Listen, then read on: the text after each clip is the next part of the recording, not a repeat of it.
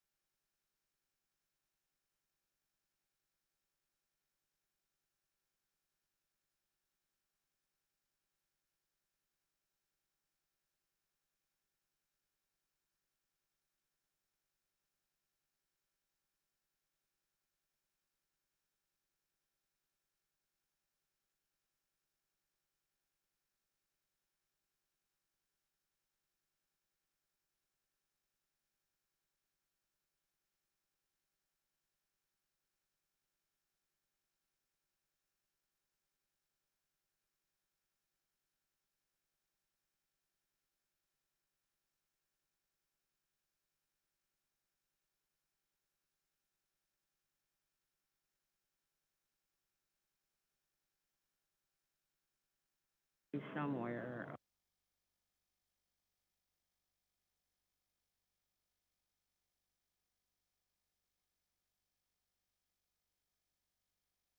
She called you instead of me. All these hoops with the, what are you talking about?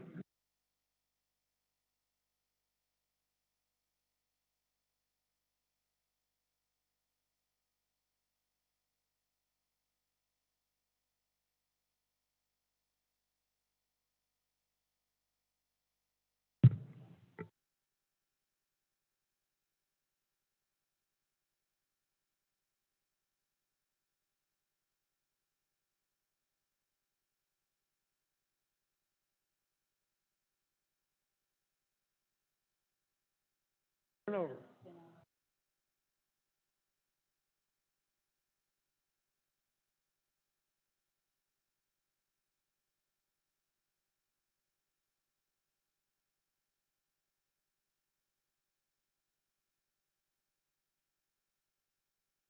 Okay. Okay, welcome everybody to the first meeting tonight. That'll be the Community Development Committee. So for the Community Development, we have two items on the agenda, and the first one is the approval of the regular Community Development meeting minutes from August 30th. So moved. Second. Moved by Mr. Sarah, seconded by Mrs. Mitchell. Question. Question on the motion. All in favor of the motion, please use the voting sign aye. Aye. All opposed, nay. Motion carried. Item 2 is the matter of accepting the final plat for Harvest Meadows subdivision, Phase 1. This is referred to by Commission Clerk Ballard. This item was passed by the Elyria Planning Commission on September 7th, 2021, with no conditions. Go right ahead. Thank you, Mr. Chairman. The Harvest Meadow subdivision is located over off of Indian Hollow. It will, when it's ultimately built out, will connect over to River Run, which is off of Middle Avenue. So those two subdivisions will be joined together. The first phase for subdivision number 1 for Harvest Meadow, it has about 65 houses on that subdivision. We reviewed it through our office and we do have a developer's agreement with the developer to complete the project. They just started not too long ago. They largely just moved dirt around out there and started to install the sanitary sewers. And so they're a ways from getting it up and running, but they'd like to file the plat so that they can work toward getting lots parceled off. The developer's here as well, if you'd like to talk. Thank you, thank you. Would the developer like to speak to the committee?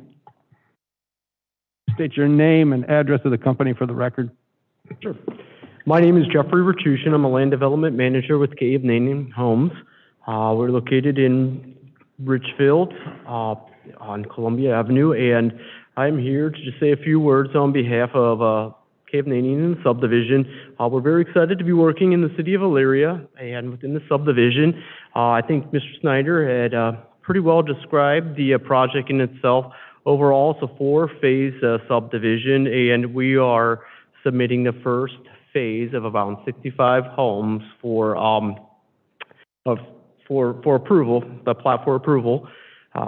We are actually, Mr. Snyder said, under construction with earthwork and sanitary operations. We are working for a very aggressive schedule and hoping to get pavement for at least half of the subdivision and about 37 homes in this year. So we've got a great contractor on site, and we're really hoping to make these objectives. So we have begun the plat approval process with hopes to get our plat approved so we can begin to sell homes this year in time for the holidays. So we're very hopeful for that that realization or that reality and getting those things underway, and appreciate everybody's help in getting us through approval and planning commission up to this point. And I guess at this point, that's all I really have to say. So thank you. Okay. Well, thank you very much. Questions? I see Mr. Oswald has his hand up. Mr. Oswald. Through you, Mr. Chair. Okay, so I don't know if you handle the development over Four Seasons. That's Keovanian, and recently they did some, they give people temporary occupancies to move in, and engineering went over there and did a lot of grading, engineering on the grading, and the approvals have got like 30 things that you have to change. I was told that you would work with the city in getting these things taken care of. The problem is that if they're grading, you got grass in, you got sprinklers in, and is it ever going to get finished? Is it ever going to get done? And I was told that Keovanian will work with the city to handle these issues. Well, if we're too quick to give occupancy permits, and we're not doing our job, then we need more engineers to do our work to make sure that it is proper before you get occupancy. I'm a builder. I want to see this happen, but I don't want things rushed, just like we got rushed and we did things not the way we were supposed to over at the connector road. And we know how important engineering is. The topos, the grading, you know, to go over and to know what is on the print and to know what it is when it's done before there's final approval. And I think that I'm going to be watching that to make sure that these developments are finished the way that they're supposed to. I have another issue of a house in the same sense that it's a very delicate situation with grading. And when we have an issue 10 years on down the road because we didn't do our due diligence work and keep up on keeping you guys in line, then we're going to take the blunt, not Kehovanian. So thank you very much. And I'm very receptive to those comments. It's been a struggle. I'm fairly new to the Kehovanian group there, but I have been working as a land development manager, as an architect and engineer over the years, and it's the number one issue I'm focused with in our communities is getting these gradings right. So we have actually extended a significant amount of money in doing grade studies, mass grade studies, and soil balancing plans, developing final grade plans for submittal, balancing plans that worked, and plus we've instituted a level of quality control with our site contractors. So we're spot checking grades because it's also costing us money on the developer's end, and I'm in total agreement. And so on this project, we have expended a large number of dollars to make sure that we get the approved final grade plan that the city has approved and is what they want. So I think we're doing a lot better on this project, and I realize there are continuing struggles out on the Four Seasons, which I'm personally involved with at this point in trying to get wrapped up. Right now, we've just been facing a lot of unprecedented challenges in material delays, and it's throwing a lot of our continuing, I guess, improvements in phase 3, especially off. And it's forcing us through different cycles of scheduling and planning. And the grading is something we're working on right now to do a final last round attempt to get things to balance out and put them the way they're intended to be on the engineering plan. Mr. Oswald. So I just want it known that I want development. I want these homes in there, but we have to do a good job on this so that we don't have a problem. Okay. Absolutely. I appreciate that. Thank you. So I will try my best, really, to take care of these issues, and I'm available for John or anybody else at the city, any of the council people, so we can go over anything or any questions with the subdivisions. And if there's any comments, please, I'm receptive to hearing it. I believe John has my contact information. So does so do other members, Mr. Jesse and Simmons on the council. And I've asked them to reach out to me personally if there's any questions or any concerns about these plans, and I'll be more than happy to do what I can to address those in advance. Okay, thank you. Any questions? Mrs. Keys? Yes, through you, what will the average price of these homes be? Thank you.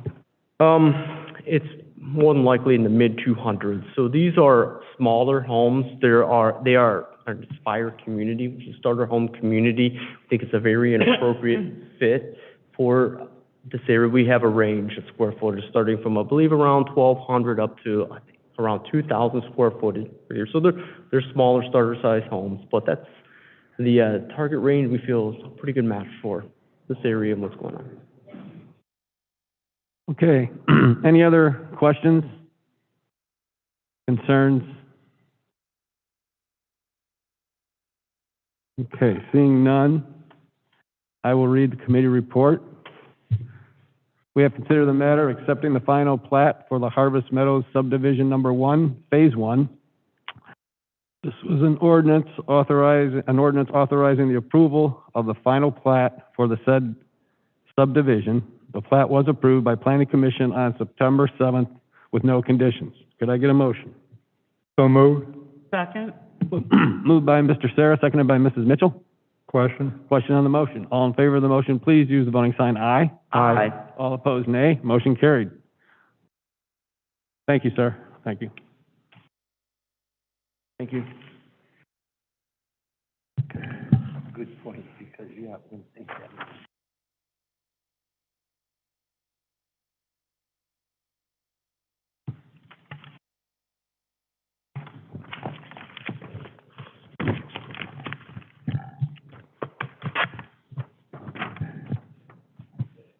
Okay, at this time, I'd ask Mr. Stewart to please call finance.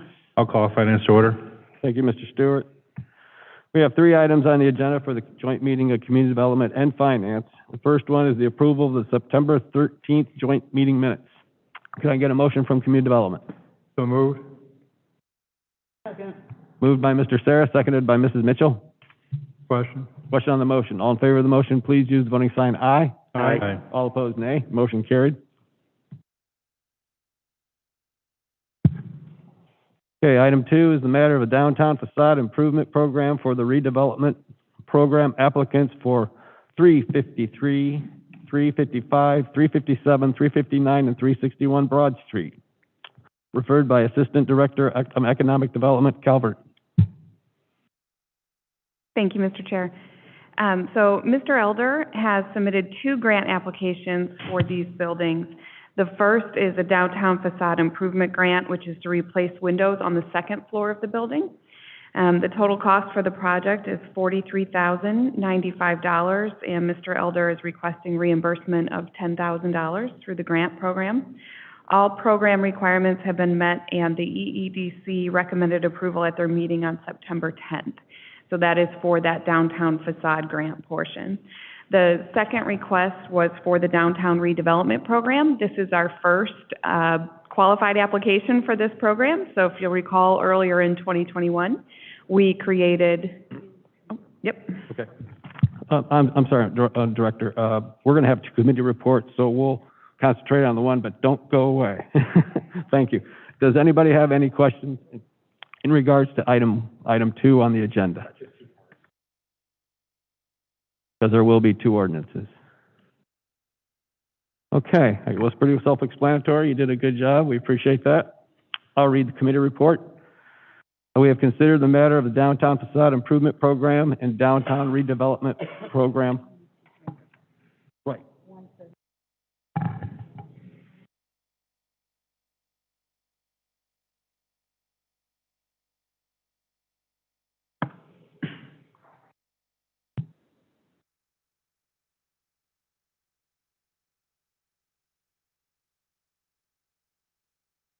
Okay. Oh, and I didn't know that. I sent you an email. You didn't tell me that. I didn't realize that they were future programs. Okay. So the first one would be the downtown facade improvement program and downtown redevelopment program. Could I get a motion from Community Development? So moved. Second. Moved by Mrs. Mitchell, seconded by Mr. Sarah. Question? Question on the motion. All in favor of the motion, please use the voting sign aye. Aye. Nay. Motion carried. Can I get a motion from finance? So moved, Mr. Chairman. Moved by Mr. Baird. Second. Second by Mr. Tiller. Is there any further discussion? Question. All those in favor signify by saying aye. Aye. Opposed, nay. Motion carried. Right, okay. All right, then the next ordinance on this particular item is the ordinance authorizing the said downtown program applicants for 353, 355, 357, 359, and 361 Broad Street. These were approved by the Elyria Economic Development Committee on September 10th. Motion from Community Development. So moved. Second. Okay, this is for Community Development. Second, Mr. Chair. Okay, motion made by Mr. Sarah, seconded by Mrs. Mitchell. Can I get a question on the motion? Question. Question. All in favor of the motion, please use the voting sign. Aye. Aye. All opposed, nay. Motion carried. Can I get a motion from Finance? So moved, Mr. Moved by Mr. Baird. Second by Ms. Davis. Is there any further discussion? Question.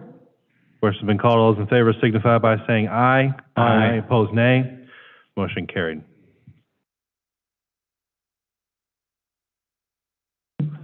Okay. As you get this committee report, please sign above twice. You'll see my name, and then just continue down for each item.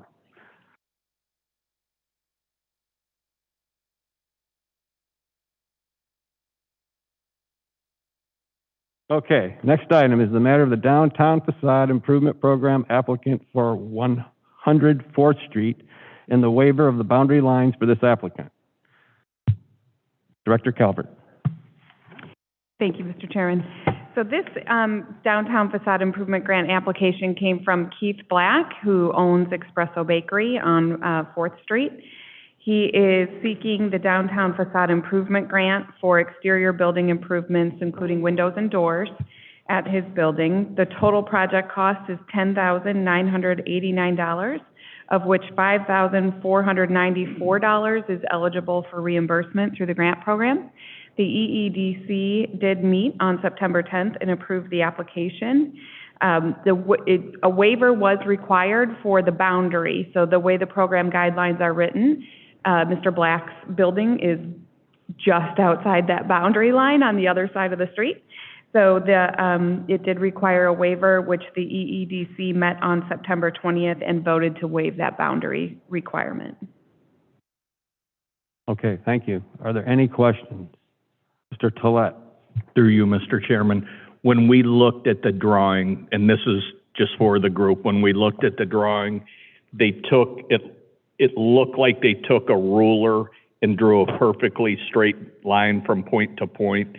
This property practically touches that line, and just want to give the little bit. Jack, is that a good description? Very good description, yes. Thank you.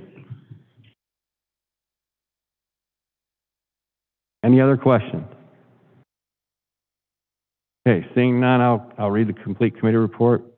We have considered the matter of the downtown facade improvement program applicant. This is an ordinance authorizing the said downtown facade program applicant for 100 4th Street, Espresso Bakery. Note, location is not within the downtown boundary lines, and the boundary requirements must be waived by the committee. This was approved by the Elyria Economic Development Committee on September 10th, 2021. Could I get a motion from Community Development? So moved. Second. Motion made by Mrs. Mitchell and seconded by Mr. Sarah. Question on the motion. All in favor of the motion, please use the voting sign. Aye. Aye. All opposed, nay. Motion carried. Can I get a motion from Finance? So moved, Mr. Moved by Mr. Baird. Second. Second by Mr. Tollett. Is there any further discussion? Question. All those in favor signify by saying aye. Aye. Opposed, nay. Motion carried.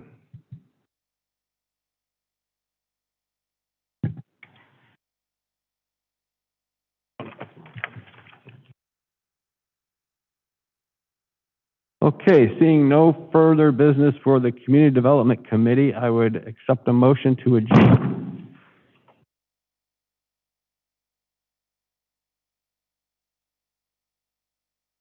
So moved. Motion made by Mr. Sarah. Second by Mrs. Mitchell. Question on the motion. All in favor of the motion, please use the voting sign. Aye. Aye. All opposed, nay. Motion carried. Meeting adjourned.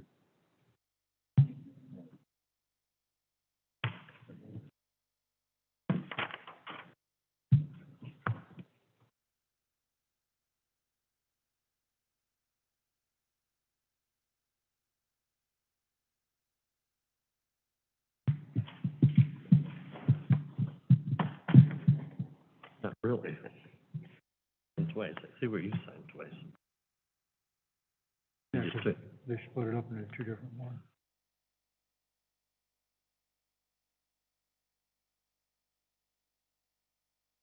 Yeah, whatever.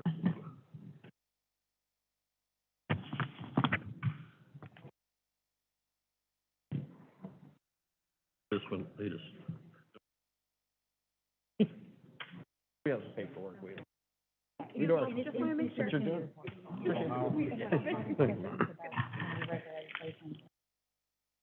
Perfect, thank you. Thanks, Ted. Thanks. Split it, thank you.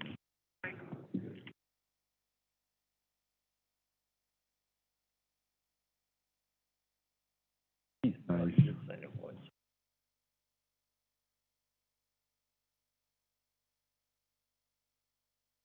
Good.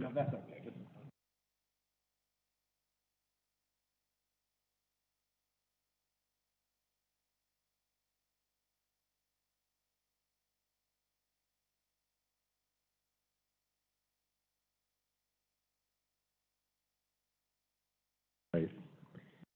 Talks so slowly and he drones on, so monotonously.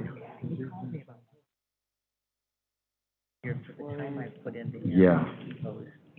Sign your name twice. How are you? Oh, okay.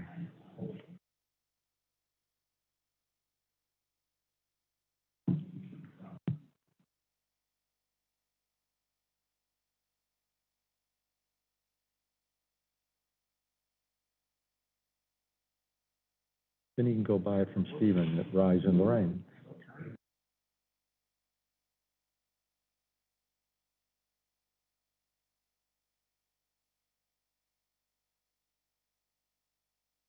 Stephen knows, he's really familiar with all the different strains and what they do. Okay, we're going to continue on with finance. First item on the agenda is the approval of the September 13th, So that he goes. 2021 meeting. Can I get a motion? So moved, Mr. Chairman. Moved by Mr. Baird, second by Ms. Davis. Is there any further discussion? Question. All those in favor signify by saying aye. Aye. Motion carried. Thanks, Sam. Item number 2.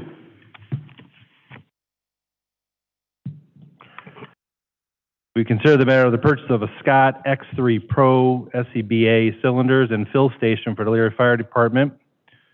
In order to authorize the mayor to enter an agreement for the purchases of said equipment, state purchasing price will apply. Funds will be included into the appropriation changes. Standard emergency applies. Can I get a motion to get it on the floor? So moved, Mr. Chairman. Moved by Mr. Baird, second by Mr. Tolet. Safety Service Director Brubaker. Yes, thank you, Mr. President. Just as a brief discussion on this before I ask Chief Pernesti to jump in. When Chief Pernesti took over as the acting chief, I met with the fire department leadership and asked them to give me an evaluation and analyze equipment outside of their fire apparatus, which we already know we received a new fire truck about a month ago, and we'll be taking possession of a new one here in November. But one of the things that came back out of that meeting through his staff was the age and the repair issues with the SCBA units, which are the tanks that go on the back of the firefighters as they are fighting fires. We have multiple versions in excess of over 20 years old. They've been part and piece together for a number of years, and their biggest concern was these units. In fact, several meetings ago, council approved us to dispose of older units that were boxed away and put away, and these other units are following that route. So the recommendation to me was to purchase all new set of SCBA units as well as the fill station for these units and for our fire department. And I will turn it over to Chief Pernesti to give you the more detailed of what these do. Thank you. Good evening. A SCBA to a firefighter is like a gun to a policeman. In today's day and age, with smoke and the carcinogens, they're our lifeline. And what we found with the breathing apparatus that we had, they were becoming incompatible with today's standards with when they alarm. If, long story short, when you're in a burning building, you're breathing, the SCBA will activate, telling that firefighter, hey, you better think about getting out, you only have so much air left. They changed that standard because of line of duty deaths, where it alarmed at where they had less in their cylinders. And so national standards were increased to where it's going to tell you to get out a little sooner. Our SCBAs, some do that, others don't. We can't mix and match. So unfortunately, we have to purchase in one giant piece. It's just the way it is. The fill station that we currently have would not be able to fill. So when we go to a fire, it's not oxygen that they're breathing, it's clean air that's filtered and put into these packs, these tanks. So a lot of people call them an oxygen tank. Yeah, it's okay, but it's breathing air. The fill station that we have is about 20 years old. It would not be able to fill these units, so we had to get a fill station to go along with these. In the end, we're going to have 42 packs with over 100 cylinders. When you go to a fire, a good working fire, that you're interior and working, I have 14 men on duty. Each one goes through 2 or 3 cylinders. You can do the math, but we have to be able to supply cylinders on scene. We can't go back and forth to the fill station. So that's the reason why we need 100 cylinders. Other than that, this is our lifeline. I welcome any questions, but it's really, I don't like going to council or having when chiefs would say, I gotta have it. I gotta have it. I gotta have these all, I gotta have these all in one large, we can't piecemeal. We can't buy a few at a time. So Chief, just to confirm, with the old ones that we have now, can you explain that then? What Yeah, the use so- of those will be? Yeah, I'm sorry. So when you approve to get rid of cylinders, you approved to get rid of cylinders that we received in 2002 that were just sitting. What I'm asking to replace are the ones that are currently on the apparatus. So we had product that was just sitting, collecting dust, getting in the way, that I was able to get money for. We're going to be able to do that again with the ones that are currently on the trucks, that you're authorized to purchase. I'm going to be able to take those, and I've been told now, don't hold me to it, I can get about $125,000 for the ones that are currently on the apparatus. So it takes a lot of talking, a lot of negotiating with these companies, a lot of sweet talking, a lot of just saying, hey, what can you do for us on this? There is a market. And so my thing is, I don't want them sitting around. If they can bring money into the city and into the general fund, they're not doing me any good sitting collecting dust in a firehouse. Any other questions? Mr. Tolet? Through you, Mr. Chair. When you pressurize those cylinders, is it like a CO2 cylinder that you can only, that it's a finite amount? Yes. Once you expand and contract that cylinder? It's 5,500 pounds per square inch that we would put in a cylinder. So every time we put air in, it goes in at 5,500 PSI. And that's, and what it does then is, there's regulators that reduce it, and then a second one that reduces it when it gets to the firefighter's face piece. Thank you. Sorry, Ms. Keys. Through you, what does the acronym SCBA stand for? Self-contained breathing apparatus. I wanted to say scuba, so. Yeah, that would be underwater. So, yeah, self-contained breathing apparatus. Ms. Mitchell? Thank you, Mr. Chair. Through you, Chief Perneski, what is the lifespan of these cylinders? They get hydrostatically tested every 3 to 5 years. I would say that these will last us. Now, the asterisk there is that hopefully there's not going to be any more standard changing to where there's a national standard, because even the people that are making standards know that fire chiefs like me have to go to council and say, hey, we need to buy 100 of them. So short of that, I would say we would be good for about 10 to 15 years. But here's the other caveat. A good, smart chief will go to the director in their budget and will say, Director Brubaker, how about I get 5 this year, 5 next year, 5 this. Once I have this big purchase, we're not going to have to go through this again to where I say, hey, council, I need to buy 100. So that's what I'm trying to establish within the fire department. Very good. Any other questions for Chief? Mr. Baird? Yeah, I think this probably goes with the auditor, finance director, I'm sorry. Too old. Anyway, the financing, are we gonna finance this or lease it? Is what I'm seeing here? Through you, Mr. Chair, I believe the lease fell through. I think the law director can probably answer that more aptly, but I believe the lease will not be an option, that we would be buying these outright. For the full 500? Yeah, and I'm going to recommend that we would take that out of the American Rescue Plan Act fund in the revenue replacement category. Okay, thank you. That's what I was curious about. Thank you. Law Director Deary, did you want to weigh in on that, or? I would do so, based upon the terms of, the lease. The city would not be able to enter into that agreement, based upon some of the terms that the bank's, leasing arm were requiring us to, agree to in order to finance through them. Therefore, we were advising against, leasing, and due to the fact that there is money available, Finance Director Pileski put some other options on the table, and this is how we arrived here. Mr. Brubaker? Yes, thank you. Through you, Mr. Chairman and Mr. Baird. The idea was to lease these and possibly use issue 6.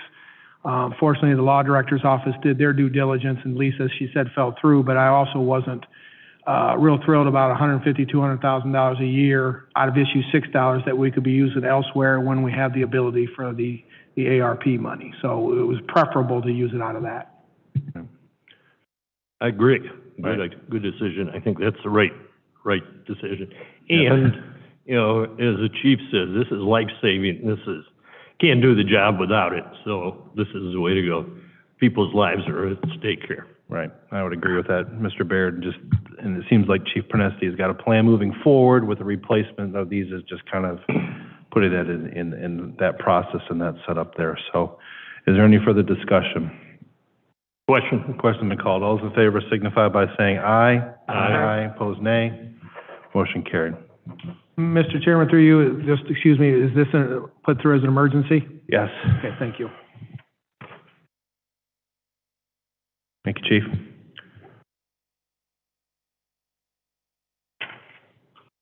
Item number 3, we've considered the matter of the purchase of 2 2022 rear loading garbage trucks for the sanitation department. It's ordinance authorizing the mayor to enter into an agreement for the purchase of said equipment. State purchasing will apply. Funds will be included in this evening. Appropriation changes and the standard emergency applies. Can I get a motion to get it on the floor? So moved, Mr. Moved by Mr. Baird. Second. Second by Ms. Davis. Director Brubaker. Yes, thank you, Mr. Chairman. Again, as an opening statement before Mr. I speaks.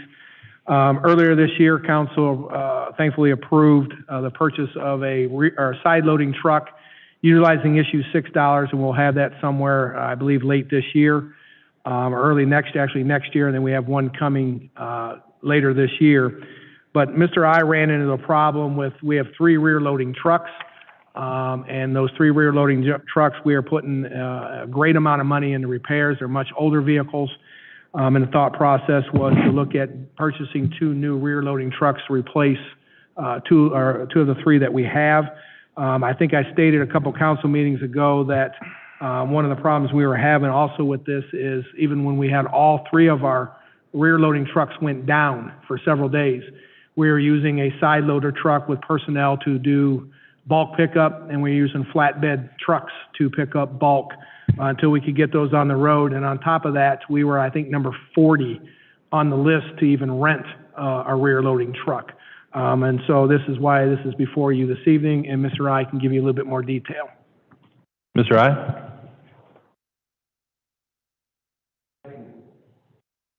As Director Brubaker stated, we did run into some issues here a while back with our rear loaders. The rear loaders we use for the bulk.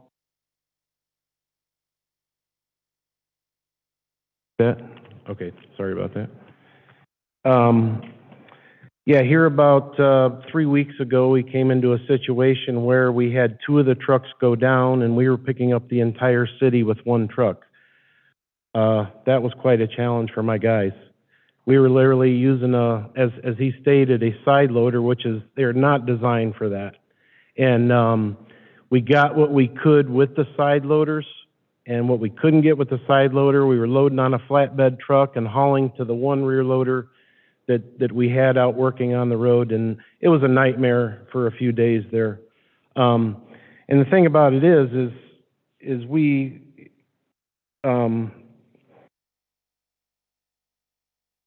getting to a situation where the rear loaders that we have they're getting old.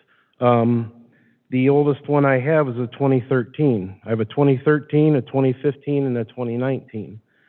Well, we actually had the 2013 out on the road as the 1 truck, so it's just a constant battle for us. I'm looking this year. I'm estimating my repair and maintenance. I'm probably going to be spending about $550,000. Now that's not just on the rear loaders. That's my entire fleet. But I'm hoping that it won't exceed that. We also looked into renting a truck for a month. Well, it's $7,100 a month just to rent a rear loading truck. And here a few weeks ago when I pursued that, there was not a truck to be found anywhere. We had 40, as Director said earlier, we had 40 entities ahead of us on a waiting list. So it wasn't even an option for us. So these are some of the challenges we're facing, and I'm happy to answer any questions that anyone has. Questions from Mr. I. Mr. Tolet? What's the time frame for getting these in? A year, and that's another issue we're facing. I still, even if we are able to order these trucks tomorrow or whenever it is, from the day we put the purchase order in, it's at a minimum of a year. Could be even 13 months. Any other questions from the committee or panel? Questions been called. All those in favor signify by saying aye. Aye. Opposed, nay. Motion carries. Thank you.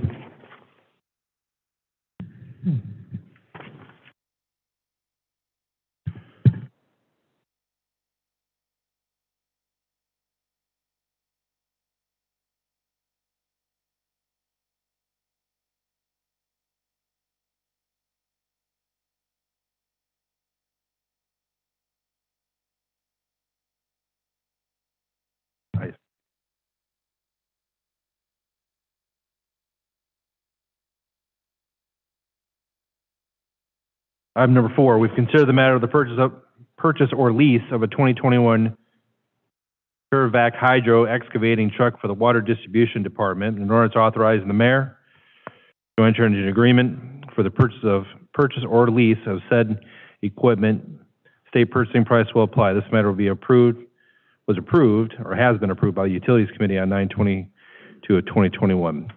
Funds have already been appropriated, and standard emergency applies. Can I get a motion to get it on the floor? So moved, Mr. Chairman. Moved by Mr. Baird. Second by Mr. Tolet. Director Brubaker. Yes, first I want to go on a record to say, although I support this 100%, I'm not asking for this money. I've asked for enough tonight. Actually, I'm going to turn it over to Mr. Rothgary from our Water Distribution Department. He came to me a few weeks ago in regards to this piece of equipment and the purpose of the equipment and how it would benefit our water distribution program throughout the city. So I'll let Mr. Rothgary explain the purpose behind it. Mr. Rothgary. Good evening, everyone. This unit that we're looking at, which is a hydro excavating unit, and it's actually, the unit itself is a HXX paradigm vacuum excavator. And what it does is it excavates with water and vacuum as opposed to the traditional way of digging with tractors and shovels. With the ever-growing utilities everywhere you dig, there's the potential of damage to others' utilities or our utilities. And this, I'd say somewhat new, but an affordable way now to dig is by using this manner, which it saves hugely with man hours, with damage, which the damage these days, the revenue in all utilities, its measurements now are in hundreds of thousands of dollars per minute, you know, if you were to hit, say, a fiber optic or electric line or such. So moving into this new class of equipment is really where we should be in 2021. We've had small units since 2013, and they've proven to be very successful. So now is the time to jump to a full truck size unit. Okay. Any questions for Mr. Rothgary regarding what's being brought before us here tonight? Well, I would say anything that's going to improve the efficiency and effectiveness of, you know, the state of the art of what we're trying to move forward to, and I would be in support of that. You know, just to kind of minimize a lot of the damage that's being done out there. Mr. Gillette? I would ask that Mr. Pileski speak to this, how we would fund this. Through you, what is the cost, Dave? It is $267,000, and the money has been appropriated in my 2021 budget in capital vehicles. So actually, there's no appropriation needed, so we would be paying cash for it out of the water fund. Okay. Which is more than able to do that. Thank you. Right. Thank you. Thank you, Mr. Any other questions for Mr. Rothgary? Call for the question. Question's been called. All those in favor signify by saying aye. Aye. Opposed, nay. Motion carried. Thank you. Thank you, Mr. Rothgary. Pretty good with the limit tonight.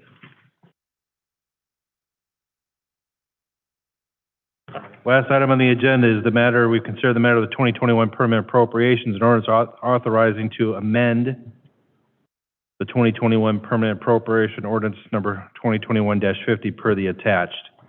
Can I get a motion to get it on the floor? So moved. Second. Moved by Mr. Baird and Mr. Gillette, and second by Ms. Davis. Finance Director Pileski. Thank you, Mr. Chair. The first one is in the general fund and involves comp time payout. So there's an ordinance on the books in which we have followed that every year, the first pay in October, that we pay out comp time balances to all non-exempt employees, non-exempt from the Fair Labor Standards Act. So over the course of the years, the clerk of courts has asked that his employees be able to hold on to their comp time rather than pay it out at the end of the year to use it. But it's gotten to the point where some of the hourly balances are getting up there, so he's requesting that we pretty much clear all the comp time off the books now. And as you see, it's going to require an appropriation change of $66,368 in salary and wages and $10,918 in benefits and pension. And I think there's a couple of employees that still want to carry over a few hours, but I haven't got that list yet. But this would involve how many employees that he has over there and clearing out the comp time balances. So it's a matter of paying it now or paying it when they retire or leave employment, which would be at a higher rate. But in the future, if there's going to be any request to carry over, I think I'm going to think twice about allowing it, because we would avoid this type of situation. But the second one involves the American Rescue Plan Act money. So earlier in the year, you had approved a program for an essential services program in the amount of $500,000.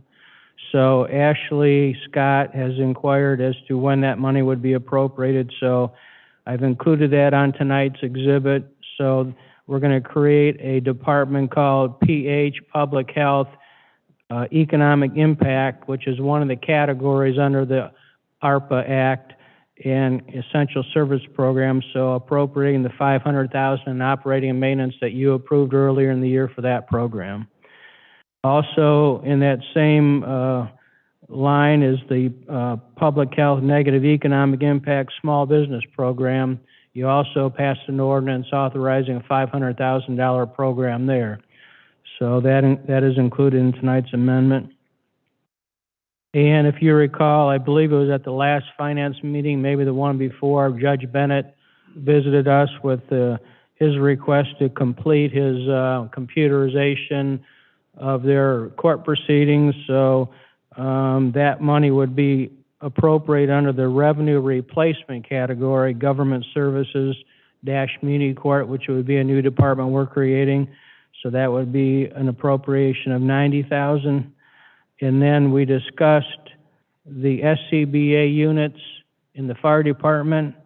And also, if you recall, I believe back in May, council passed an ordinance authorizing to purchase a fire truck that was already being built, I believe.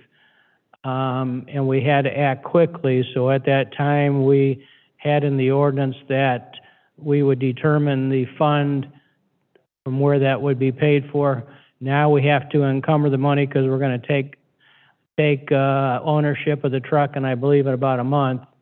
So I'm recommending that we take that also out of revenue replacement, general services, fire. So that would be the $500,000 for the SCBA's and the $550,000 for the second truck that we're going to get this year. So that's a total of $1,050,000. The next is, we just discussed the 2 rear loading garbage trucks. So earlier in the year, you gave me authorization, I borrowed $330,000 to order a side loader, which will be coming probably by the end of the year, maybe early next year. So that one is going to be repaid out of the sanitation fund. So excuse me, I borrowed the money. It's a short-term note.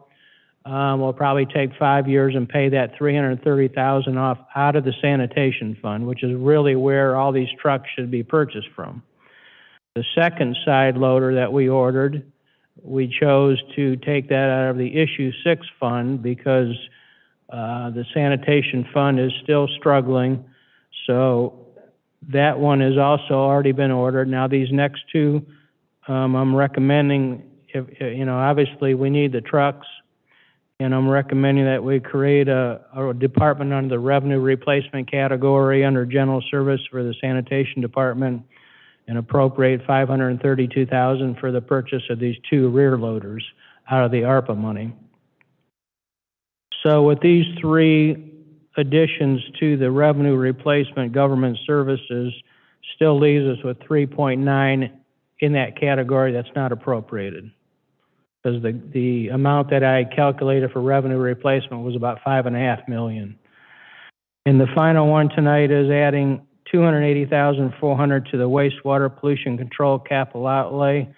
That's basically, we have some Vector trucks that we lease, and the final payment is a balloon payment that's made by the vendor. However, we still have to flow it through our books according to the state auditor's office, so it shows up as a donation and then an expenditure. And then when I do the gap entries to prepare the comprehensive annual financial report, I know I'm kind of getting off track here, but I eliminate the liability by eliminating the expenditure.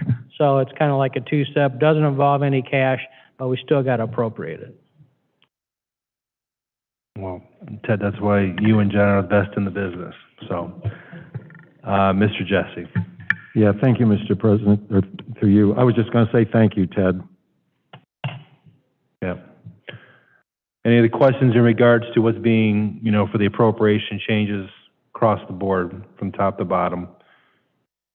Questions have been called. All those in favor signify by saying aye. Aye. Opposed, nay. Motion carried.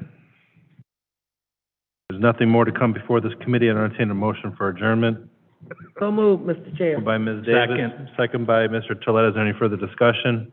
Question. All those in favor signify by saying aye. Aye. Opposed, nay. Motion carried. Thank you.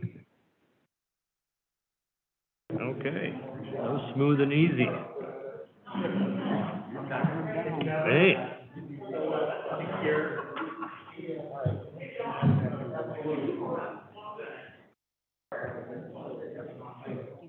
Hey, Dave.